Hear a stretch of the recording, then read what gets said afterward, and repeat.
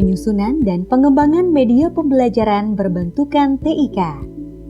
Assalamualaikum warahmatullahi wabarakatuh. Sampurasun. Selamat datang pada penyelenggaraan pendidikan dan latihan peningkatan keterampilan dasar teknik instruksional atau PEKERTI yang digelar P3AI Universitas Pasundan. Pada mata latih pengembangan perangkat pembelajaran, penyusunan dan pengembangan media pembelajaran berbentukan TIK. Dalam suatu proses pembelajaran, dua unsur yang amat penting adalah metode mengajar dan media pembelajaran. Kedua aspek ini saling berkaitan. Pemilihan salah satu metode mengajar tertentu akan mempengaruhi jenis media pembelajaran yang sesuai. Meskipun masih ada berbagai aspek lain yang harus diperhatikan dalam memilih media, antara lain tujuan pembelajaran, jenis tugas, dan respon yang diharapkan siswa kuasai setelah pembelajaran berlangsung, dan konteks pembelajaran termasuk karakteristik siswa. Media adalah sebuah alat yang mempunyai fungsi menyampaikan pesan. Media merupakan wadah dari pesan yang oleh sumber pesan ataupun penyalurnya yang ingin diteruskan kepada sasaran atau penerima pesan tersebut. Sedangkan pembelajaran adalah proses interaksi peserta didik dengan pendidik dan sumber belajar pada suatu lingkungan belajar. Seorang pendidik harus mampu membuat dan memilih media yang menarik dan variatif agar mampu menyampaikan materi atau bahan ajar dengan baik. Dan tentunya akan membuat siswa memahami materi melalui media tersebut. Dalam melihat bagaimana peran media dalam pembelajaran, mari kita lihat tingkat penyerapan siswa dalam suatu pembelajaran.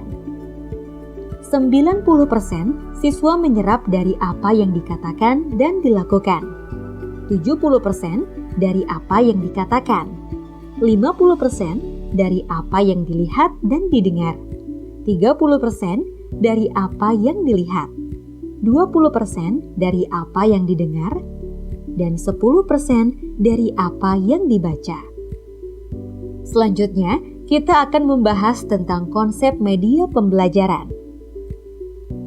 Dilihat dari bentuknya, media pembelajaran dapat dikelompokkan menjadi: pertama, media visual, yaitu media yang mampu menampilkan informasi dalam bentuk yang hanya dapat dilihat atau dibaca, misalnya gambar, foto, grafik, diagram, bagan, poster, kartun, komik, buku, dan lain-lain.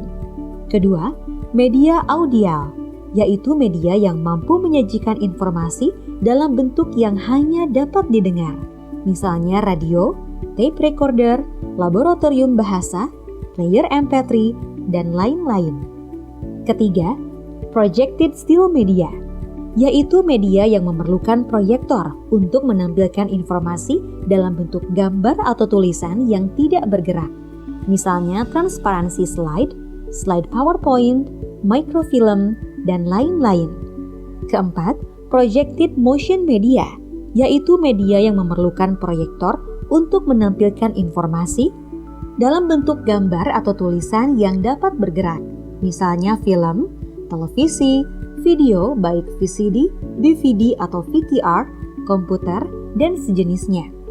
Dalam pemilihan media pembelajaran yang lebih global, terdapat 3 kriteria pokok, yaitu: pertama, kepraktisan, kedua, kesesuaian dengan pembelajar, dan ketiga, kesesuaian dengan proses pembelajaran.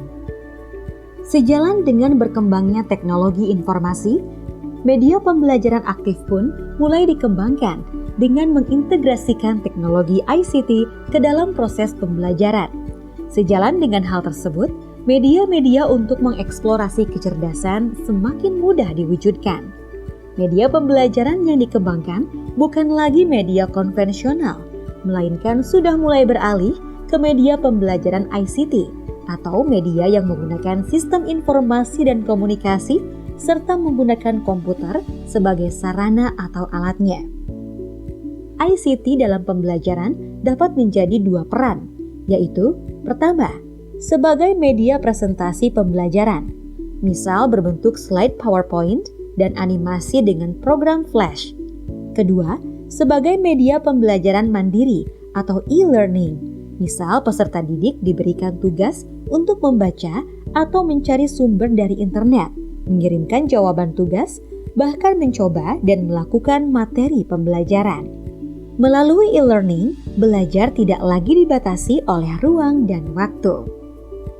Manfaat penggunaan ICT dalam rangka mendukung pelaksanaan pembelajaran adalah: pertama, meningkatkan kualitas pembelajaran. Kedua, memperluas akses terhadap pendidikan dan pembelajaran. Ketiga, membantu memvisualisasikan ide-ide abstrak. Keempat, mempermudah pemahaman materi yang sedang dipelajari. Kelima, menampilkan materi pembelajaran menjadi lebih menarik. Dan keenam, memungkinkan terjadinya interaksi antara pembelajaran dengan materi yang sudah dipelajari. Sekarang, kita akan lihat ICT sebagai alat bantu atau media pembelajaran. Penggunaan ICT dapat berbentuk file slide PowerPoint, gambar, animasi, video, audio, program CAI atau Computer Aided Instruction, program simulasi, dan lain-lain. Dan selanjutnya, bagaimana ICT dapat berperan dalam proses pembelajaran? Di era teknologi informasi dan komunikasi sekarang ini, kegiatan belajar tidak hanya dapat dilakukan di dalam kelas atau perpustakaan. Kemajuan dunia ICT, khususnya internet, telah memberikan kemungkinan membuat kelas maya atau virtual class dalam bentuk e-learning, di mana seorang dosen atau guru dapat mengelola proses pembelajaran dan mahasiswa dapat melakukan aktivitas belajar sebagaimana yang dilakukan di dalam kelas. Prinsip pengembangan media diantaranya: pertama, menyusun sebuah kerangka dari pengembangan alat, pengembangan spesifikasi, dan standarnya. Kedua, mengembangkan bagian-bagian dari media yang telah dicocokkan dengan kerangkanya. Ketiga, meninjau dan perbaiki produknya. Dan keempat, mengimplementasikan produk akhirnya.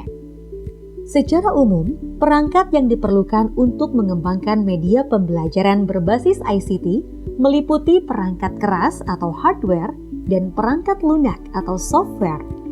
Perangkat keras dapat berupa komputer, scanner, speaker, mikrofon, CD-ROM, DVD-ROM, flash disk, kartu memori, kamera digital, kamera video, dan sebagainya. Sedangkan perangkat lunak atau software dapat kita temukan sangat beragam, mulai dari software umum sampai software khusus pengembangan media. Berikut adalah contoh-contohnya. Software slide designer seperti Microsoft PowerPoint yang mana dapat digunakan untuk membuat slide presentasi, mempunyai kemampuan menampilkan teks, suara, animasi, video, serta untuk membuat media interaktif dengan fasilitas hyperlink yang dimiliki. Software untuk menggambar dan mengolah citra seperti MS Paint, CorelDRAW, dan lain-lain. Software untuk membuat animasi dan aplikasi interaktif seperti Adobe Animate serta Unity. Software aplikasi khusus seperti MATLAB, Maple, Graph atau Graphic Presentation and Experiment, CAR atau Compass and Ruler, GeoGebra atau Geometry and Algebra, Cabri Geometry, Geometry Sketchpad, dan lain-lain. Demikian, Anda telah mempelajari materi pendidikan dan pelatihan pekerti pada mata latih penyusunan dan pengembangan media pembelajaran berbentukan TIK. Terima kasih atas perhatiannya. Sampai jumpa pada mata latih berikutnya. Wassalamualaikum warahmatullahi wabarakatuh.